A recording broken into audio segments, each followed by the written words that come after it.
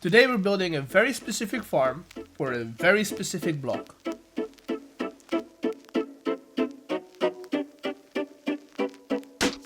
Welcome to a new episode on the single player world. Today we're going to produce clay. Since we're producing mud in the town over here, we can also produce clay. So let's get some space where we can get a big bulky farm in place.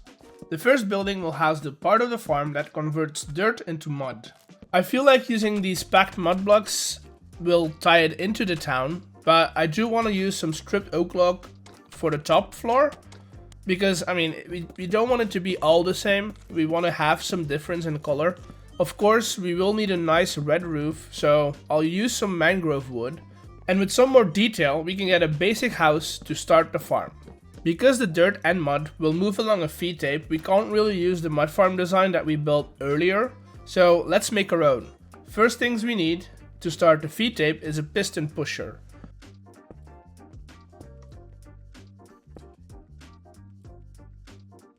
Then we'll turn the line of dirt over here and we'll have the modificator over there.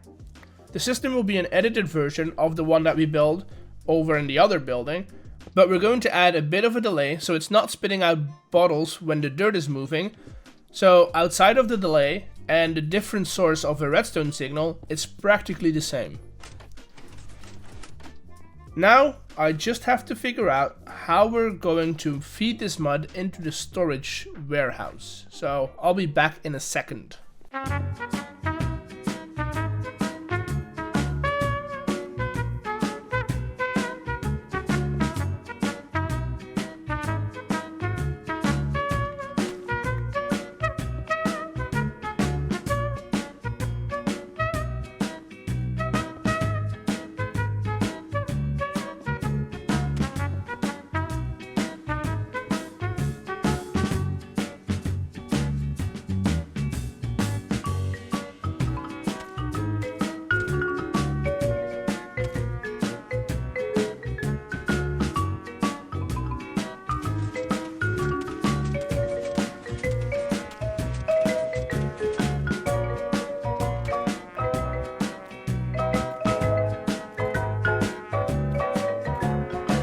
Alright, the mud is coming out of the production house over here. We're going to pass it through this house over here because we need to go around the push limit. But then we exit it through the side and into the side of the warehouse. For the main storage body, we need a bit of a hole, so I'm gonna do some digging.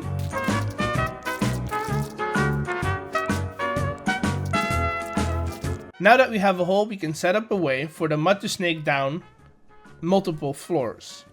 We'll do that by pushing the first line of blocks every time. When we get to the end, we'll push the first line down again and over.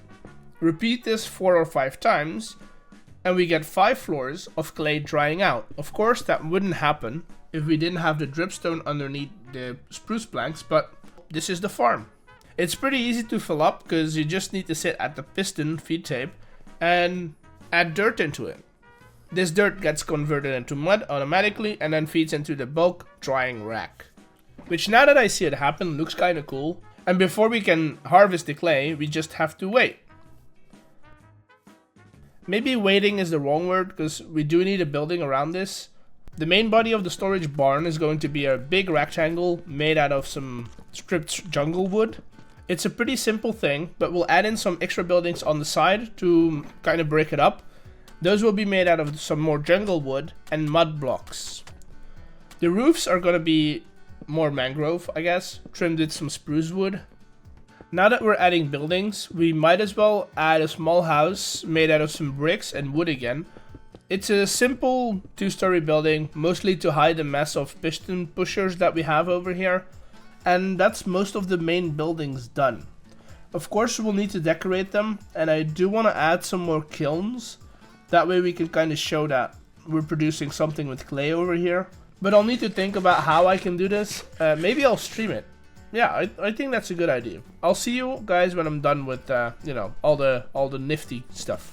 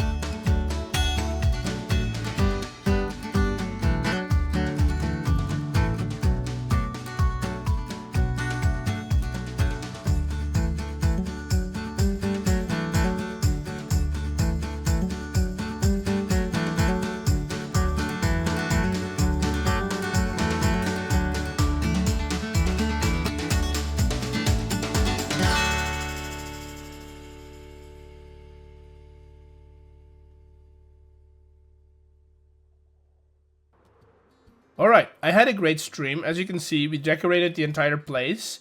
And the kilns are fired up. They're drying out the mud so we can turn them into clay. I don't know if that is a real thing, but we'll go with it. While doing all of this, I had the idea of collecting all the dirt and sand and mud and other blocks and store them into the storage barn.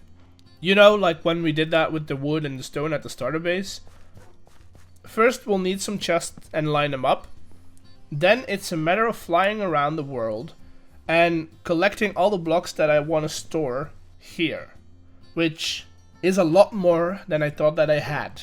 But right now it looks like this, and I like it a lot. All the, what I would call terraforming blocks, are right here in one place. Talking about terraforming, I want to replace all the dirt and the ground where no houses are going to be. We can start at the clay farm and test it out, you know. I think we can just put down some gravel first, then we'll add in some cobblestone and normal stone, and some andesite to break up the little textures, you know. I think it looks good, right? But I'll have to see it for the rest of the town.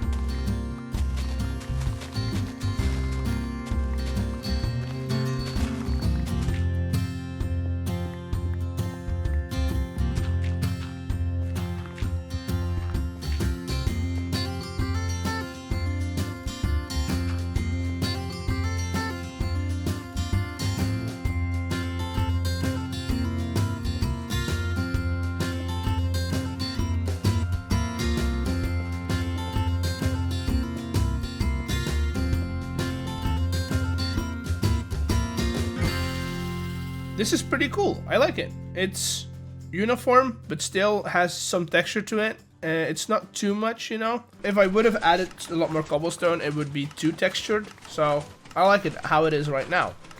I also kind of like the mud farm that's in this system. And I might replace the one that I built in the last episode with this one.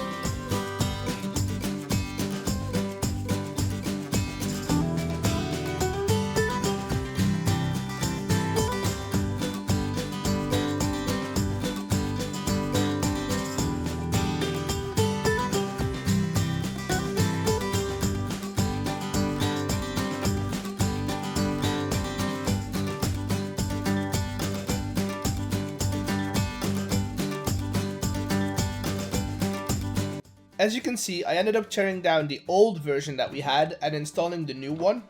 It's a bit slower than a Mango's design, but it's more reliable and it doesn't spit out water bottles at random. So yeah, I like it. I like it. I don't need like hundreds of thousands of stacks of mud, so this is just for me to get mud when I'm running low. But overall, I think we've done a lot this video. It's coming together and I like it a lot. And I hope you do as well. If you did, like the video, subscribe, and I'll see you all in the next one. Bye!